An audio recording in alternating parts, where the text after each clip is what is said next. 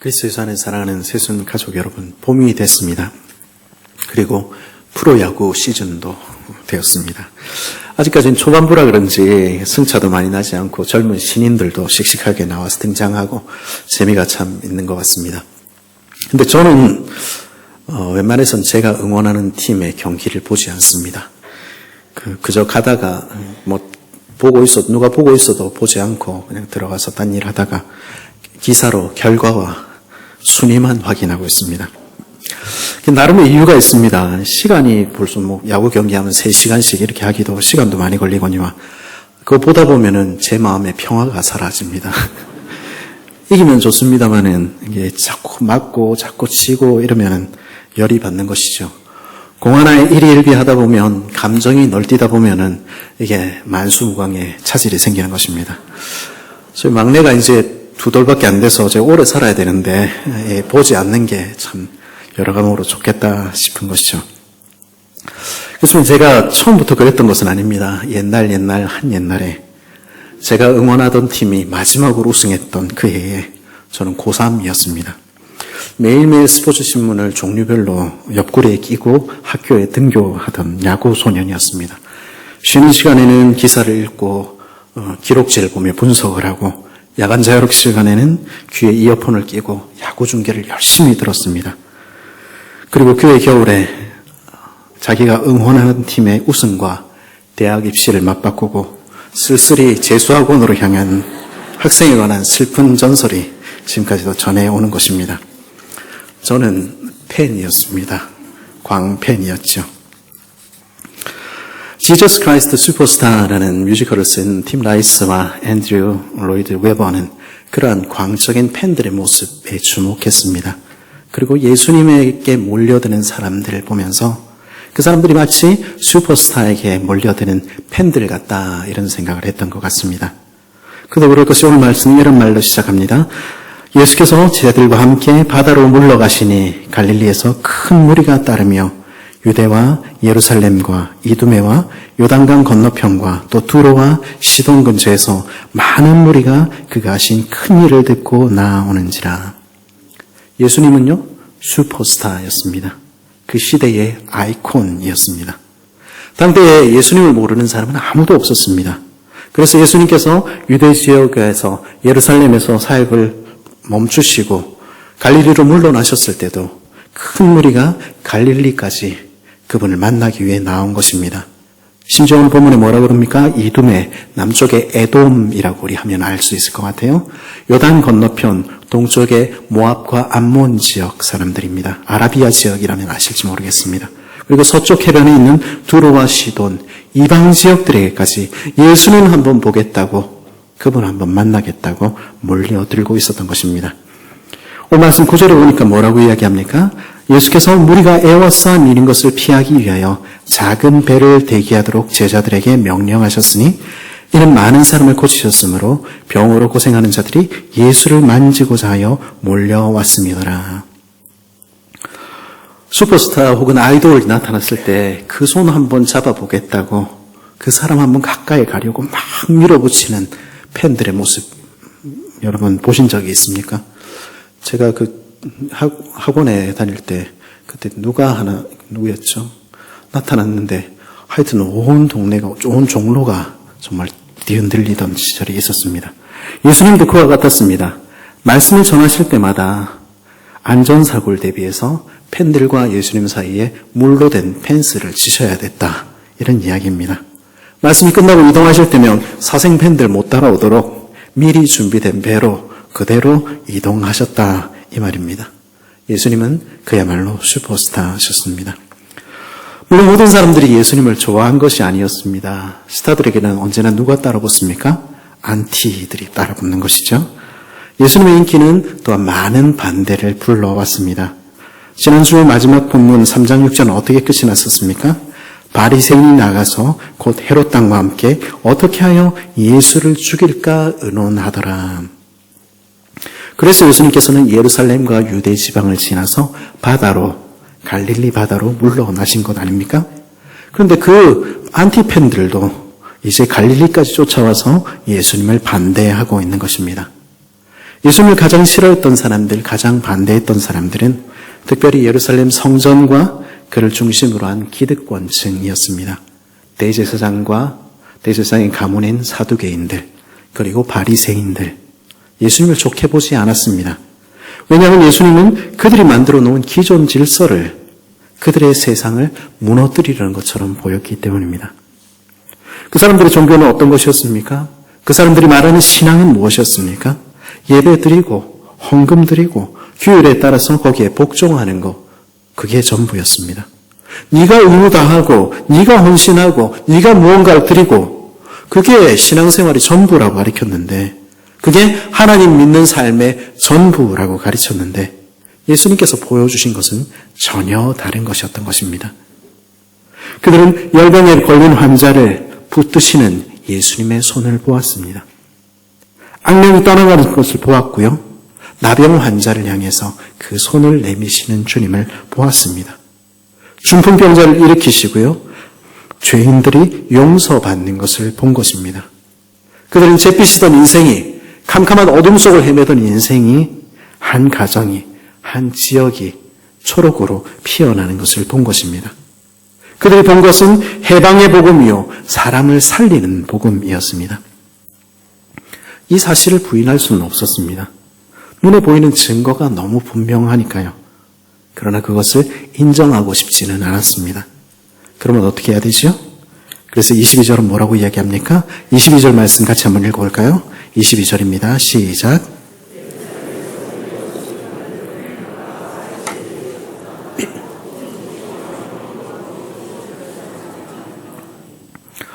저거는 마귀의 힘 아니면은 일어날 수 없는 일이야. 귀신의 방 바알세부를 힘입어 저런 일 하는 거야. 시기하고 질투하고 음해하고 악플을 다는 것입니다. 하나를 만들려는 것은 참 쉽지가 않습니다. 그렇죠? 사람 하나를 세우는 것은 정말로 어려운 일입니다. 온갖 수고와 노력과 세월이 필요하지요. 하지만 망가뜨리는 것은, 방해하는 것은 너무 쉽습니다. 악플은요, 다른 사람들에 대한 비방은요, 말 한마디는 정말로 효과적인 것입니다. 공업용 기름으로 라면을 튀긴다 하는 거짓 소문 하나면은 업계 1위가 바뀌는 것입니다. 수십 년 지나도 역전되지 않는 것이죠. 쟤는 어떻다더라, 누군가의 책임 없는 말 한마디에 한 사람의 인생이 망가지는 것입니다. 오랜 소송을 하고 그래서 결과가 거짓으로 판명나면 어떻습니까? 이미 모든 것은 끝이 난 것입니다. 아니면 그만이지. 사람들은 그러고 마는 것이죠. 우리의 말들을 정말로 조심할 필요가 있습니다. 다른 사람들을 비방하고 판단하는 말을 그쳐야 합니다. 잘 알지도 못하면서 남의 말 퍼나르는 일도 그만두어야 합니다. 그것은 하나님이 미워하시는 일이다. 성경은 그렇게 이야기하는 것이죠. 예루살렘 출신들, 바리새인들도 그렇게 귀신을 못 쫓아내는데 그걸 나사렛 촌사람이 어떻게 한다고 이야기를 하냐. 다른 랍비들, 위대한 가문 사람들은 바보냐? 뭔가 잘못된 방법을 쓰지 않고 어떻게 그런 일이 일어나냐? 그런 댓글 한마디에 사람들은 흔들리는 것입니다. 성령이라고? 악령이겠지. 권위 있는 사람들의 말 몇 마디에 사람들은 진리를 거부하게 되는 것이죠. 23절에 주님의 말씀을 들어보십시오. 예수께서 그들을 불러다가 비유로 말씀하시되 사탄이 어찌 사탄을 쫓아낼 수 있느냐. 사탄은 사탄을 쫓아내지 않는 것입니다. 세상에 어느 나라가 자기 망하는 일을 하게 되겠습니까? 악한 영에 사로잡혔던 이가 풀려나는 것은 성령의 일하심의 증거입니다. 잃어버렸던 영혼이 살아나는 것은 하나님의 나라가 임하였다는 증거입니다. 누가복음 4장에서 우리 주님은 뭐라고 말씀하셨습니까? 주의 성령이 내게 임하셨으니 이는 가난한 자에게 복음을 전하게 하시려고 내게 기름을 부으시고 나를 보내사 포로된 자에게 자유를, 눈먼 자에게 다시 보게 함을 전파하며 눌린 자를 자유롭게 하고 주의 은혜를 전파하게 하려 하심이라 하였더라. 책을 덮어 그 맡은 자에게 주시고 앉으시니 회당에 있는 자들이 다 주목하여 보더라. 이에 예수께서 그들에게 말씀하시되 이 글이 오늘 너희 귀에 응하였느니라 하시니. 그들 모두는 그 옛 선지자의 예언이 이제 그들 눈앞에서 펼쳐지는 것을 보았던 것입니다. 하나님의 역사가 일어나는 것을 본 것입니다. 그 앞에서 인생해야 하는 일은 무엇입니까? 하나님께서 참으로 큰 일을 행하셨도다. 하나님께서 자기 백성을 돌아보셨도다. 고백하며 엎드려 경배해야 하는 것입니다. 그게 정상적인 일이죠. 바리새인들은 눈에 보이는 하나님의 역사 앞에서, 하나님의 일하심 앞에서 내가 쥐고 있던 그것들을 내려놓고 내가 이제까지 읽고 또 읽었던 그 말씀으로 다시 돌아가야 했습니다. 그러나 그들은 그렇게 하지 못했습니다. 내가 가지고 있는 그 생각, 내가 가지고 있는 그 위치, 내가 가지고 있는 그 권력, 그거 놓지 못한 것입니다. 저는 우리가 종교개혁의 전통에 서 있는 것을 자랑스럽게 생각합니다. 그런데 우리 전통에서 언제부터 교회의 규모가 지금 살아계시고 역사하시는 하나님 앞에 무릎을 꿇는 것을 대신하였습니까? 언제부터 권력을 가진 사람들의 목소리가 말씀이 명백하게 말하는 바를 대신하였습니까? 교회의 크기를 자랑하고 부를 자랑하고 권력을 자랑하고 그거 중세가 하던 일 아닙니까? 거기에 우리는 대항하지 않았습니까? 그것에 대항하여 우리는 참된 복음으로 돌아가자고, 말씀으로 돌아가자고, 하나님 말씀하시면 그 앞에 제발 우리 다 내려놓고 무릎 꿇자고, 오직 성경, 오직 그리스도, 오직 은혜, 오직 믿음, 오직 하나님께 영광, 그것이 우리의 전통 아니었습니까? 그런데 어느샌가 우리 안에, 우리 교회들 안에 다른 것이 자리하기 시작하는 것입니다. 우리가 쌓아올린 것들이 우리의 귀를 막고 우리의 눈을 가리고 우리의 마음을 닫고 있는 것입니다. 그리고 그것들에 붙들려 있을 때 우리는 주님을 따르지 못하는 것입니다. 주님의 음성이 들리지 않는 것이죠. 주님은 오늘도 말씀하시는 것입니다. 그들을 불러다가 말씀하시는 것입니다. 그러나 죄인은 그 말씀 앞에, 보이는 역사 앞에 돌이키지 않는 것입니다. 죄인이 죄인인 것은 회개할 줄 모르기 때문입니다. 그들은 그들만 믿지 않을 뿐더러 하나님의 역사를 마귀의 일이라 말함으로써 다른 사람들도 말씀 앞에 나오는 일을 막고 있었던 것입니다. 그런 주님을 향한 경고를 들어보십시오. 내가 진실로 너희에게 이르노니 사람의 모든 죄와 모든 모독하는 일은 사하심을 얻되 누구든지 성령을 모독하는 자는 영원히 사하심을 얻지 못하고 영원한 죄가 되느니라. 우리의 모든 죄는 용서를 받습니다. 사람을 모독하고 사람을 배방하는 죄 용서받습니다. 그러나 성령께서 나타나셔서 우리 앞에 증거를 보이시는데도, 우리의 마음 문을 두드리시는데도 끝끝내 거절할 때 그 인생은 용서받을 수 없는 것입니다. 그리고 자기만 아니라 다른 사람들까지도 참된 복음으로 나오지 못하도록 그렇게 막아서는 자들, 그들은 끝내 구원받지 못할 것이며 영원한 심판에 이를 것입니다. 우리는 말씀 앞에 오늘 엎드리고 있습니까? 우리는 우리 마음 문을 두드리시는 그 성령의 음성을 듣고 있습니까? 그리하여 모든 것을 버려두고 주님을 좇고 있습니까? 그런 기득권 세력의 반대에도 불구하고 예수님의 인기는 하늘을 찌르고 있었습니다. 예수님을 한 번만 만지기만 하여도 사람들은 예수님을 애워싸고 몰려들었습니다. 심지어 더러운 악령들도 예배의 자리가 가득 찼을 뿐 아니라 악령들이 나와서 엎드려지며 당신은 하나님의 아들이니이다 그러고 쫓겨나는 일들이 예배 시간마다 벌어진 것입니다. 그 자리에 모든 사람들이 외치지 않았겠습니까? 당신은 하나님의 아들이십니다. 그 팬들의 부르짖음은 그 악령들의 부르짖음과 다르지 않았을지 모르겠습니다. 그런데 그 부르짖음에 대해서 우리 주님께서는 의외의 반응을 보이셨습니다. 12절은 뭐라고 얘기했죠? 예수께서 자기를 나타내지 말라고 많이 경고하시니라. 하나님의 아들이라고 이야기하는 그 부름에 대해서 말하지 말라는 것입니다. 그 사람들의 말이 틀린 것입니까? 예수님은 그리스도가 아니십니까? 예수님은 하나님의 아들이시지 않습니까? 그런데 왜 그 말 하지 말라고 말하시는 것입니까? 그 이유를 어쩌면 우리는 10절에서 발견할 수 있을지 모르겠습니다. 이는 많은 사람을 고치셨으므로 병으로 고생하는 자들이 예수를 만지고자 하여 몰려왔습니다. 이 사람들은 왜 주님 앞에 나왔습니까? 병을 낫게 해주었기 때문에, 병을 낫고 싶어서, 물론 그것 때문에 주님께 나아올 수 있습니다. 그러나 이들에게는 그것이 전부였던 것입니다.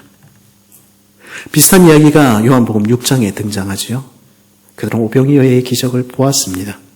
그리고 주님을 잡아 왕으로 삼고자 했습니다. 그들이 원하는 것은 그것이 전부였습니다. 그들이 바라는 하나님의 아들은 자신들의 병을 낫게 해주시는 분, 나의 필요를 채우시는 하나님이었습니다. 그것은 팬들이 바라는 슈퍼스타 아이돌의 모습과 다르지 않았던 것이죠. 팬들이 찾는 슈퍼스타의 모습은 어떤 것입니까? 그것은 실제로 살아있는 사람, 그것이 아닌 것입니다. 그들이 기대하는 모습은 실제 사람 사이의 인격적인 만남이나 교제가 아닌 것입니다. 팬들은 스타에게 이런저런 사람이 되라고 일방적인 기대를 하고 그렇게 되기를 요구하는 것입니다. 그렇게 되지 않을 때 욕하고 돌아서는 것이죠. 그래서 아이돌이라고 우상이라고 하지 않습니까? 그들은 사람을 찾지 않는 것입니다. 지금 이 팬들은 예수님을 왜 찾고 있습니까? 그들은 보았기 때문입니다. 병 고침을 받는 것을 보았고, 악령의 권세가 쫓겨가는 것을 보았고, 빵과 포도주가 주어지는 것을 보았고, 그들의 삶의 문제가 해결되는 것을 보았던 것입니다. 그러니 저 사람이 우리 왕이 되면, 저분이 우리 문제를 해결해주는 하나님의 아들이 되면 내가 원하는 것 얻을 수 있겠다 생각한 것입니다. 그래서 예수님을 그렇게 환호하고 그렇게 붙들려 하는 것입니다. 오늘 우리는 지금 이 자리에 왜 나와 앉아 있습니까? 오늘 주일에 수많은 사람들, 아니 세상에 수억 명의 사람들이 오늘 하나님의 이름을 부르며 예배하고 있을 것입니다. 주님은 나의 모든 것이라고 그 입으로 소리치며 고백할 것입니다. 방방 뛰며 찬양할 수도 있겠지요. 좋은 일입니다. 그러나 그 순간에, 지금 이 순간에 우리가 바라는 예수님은 어떤 분이십니까? 우리가 마음 가장 깊은 곳에서 원하는 하나님의 아들은 어떤 분이십니까? 그래서 예수님께서는 그들을 의탁하지 않으셨습니다. 그렇게 예수님 좋다고 부르짖는 그 사람들에게, 주님을 찾아온 이들, 주님을 만나러 길가에서 한대잠을 자는 이들에게, 주님을 향하여 손을 뻗는 그 모든 사람들에게 주님은 그 마음을 주시지 않았습니다. 왜냐하면 주님은 그들이 원하는 하나님의 아들 되시기 위해 이 땅에 오신 것이 아니기 때문입니다. 그들이 원하는 그 길은 우리 주님이 걸어가길 원하시는 길과 달랐기 때문입니다. 사람들은 그런 예수님을 이해할 수가 없었습니다. 아니, 예수님의 어머니와 그의 가족들조차 그분의 길을 이해하지 못했습니다. 그래서 그를 미쳤다고 생각하고 잡으러 오기까지 한 것 아닙니까? 왜 예루살렘의 그 훌륭한 대제사장과 바리새인들, 그분들과 같이 일하지 않는가?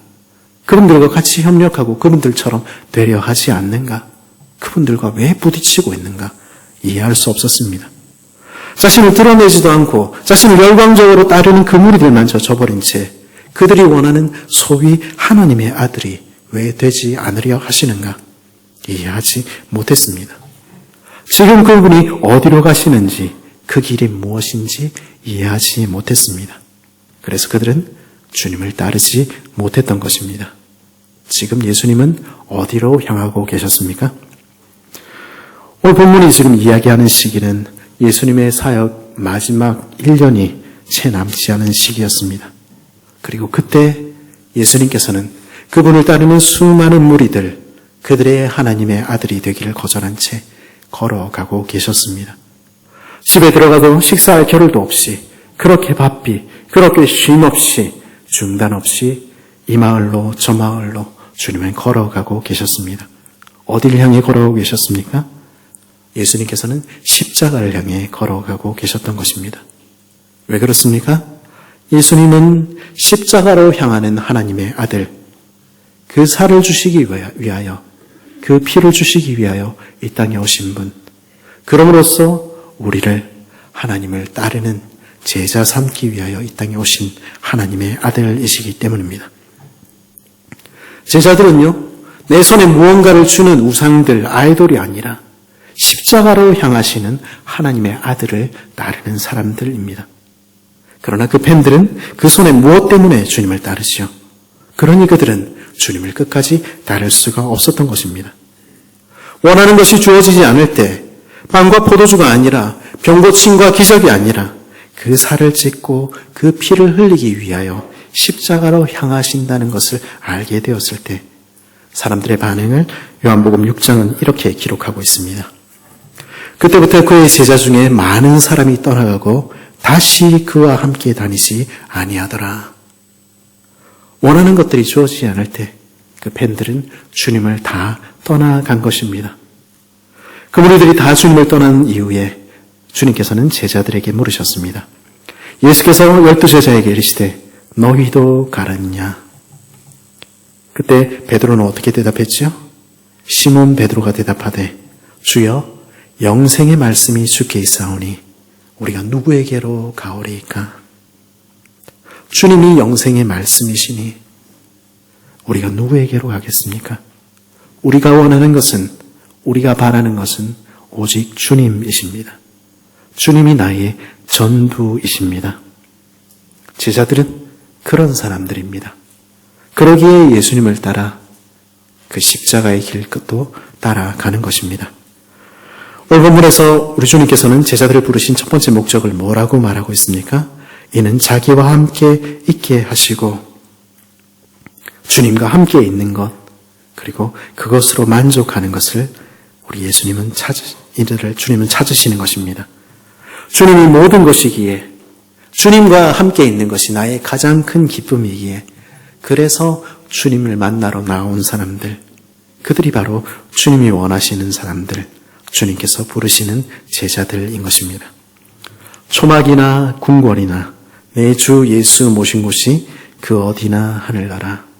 제자들은 그렇게 고백하는 사람들입니다. 처음에 우리가 교회에 나온 동기들은, 목적들은 다 다를 수 있습니다. 처음부터 그렇게 나오는 사람은 아무도 없지요. 처음에는 친구 따라 교회에 오기도 하고요. 처음에는 내 마음이 답답해서 나오기도 하고, 사업에 실패해서 교회에 나오기도 합니다. 병 때문에 교회에 나오기도 합니다. 혹은 교회 가면은 여자친구 생긴다, 이런 흑심을 품고 나온 사람들, 나온 목사님들 얘기를 저는 너무 많이 들었습니다. 우리 각자의 이유는 다 다를 수 있는 것이죠. 그러나 우리는 모두가 주님을 만나야 하는 것입니다. 예수님이 누구신지 알아야 하는 것입니다.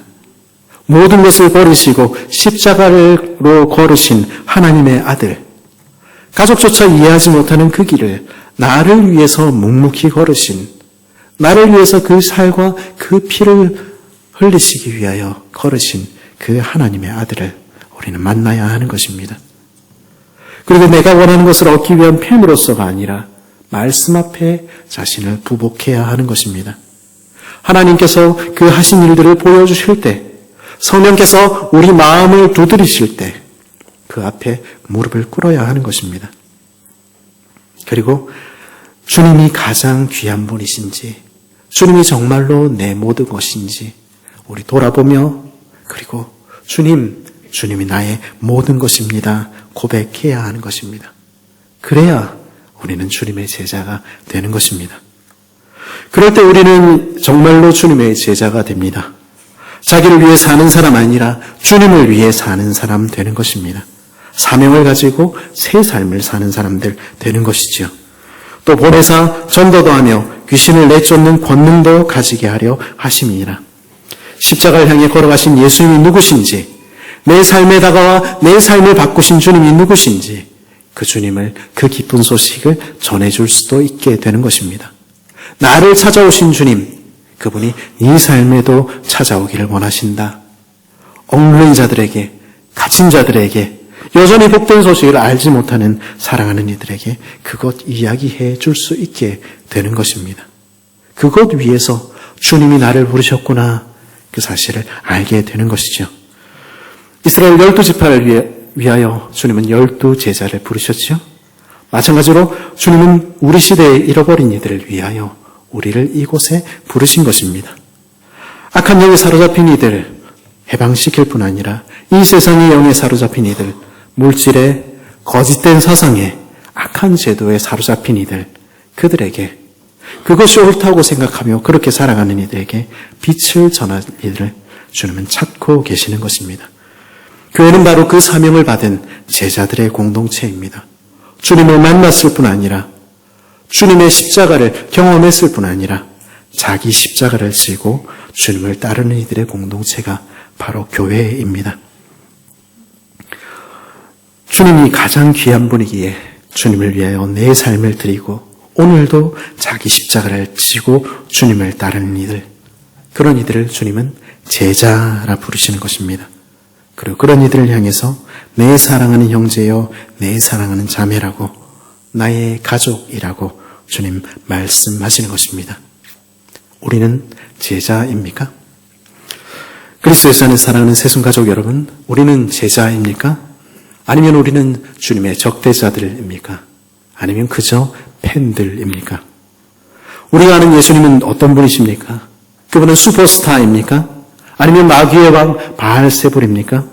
병을 고치고 귀신을 쫓아내는 분, 내 필요를 채우시는 능력자이십니까? 가족조차 이해하지 못하는 그 길을 가시는 주님을 바라보십시오. 사탄의 세력을 몰아내시고 하나님의 나라를 전파하시고 우리를 하나님의 가족 만드시는 그 길을 위하여 십자가의 길을 걸어가신 하나님의 아들을 여러분 바라보십시오. 우리는 그분을 따르고 있습니까?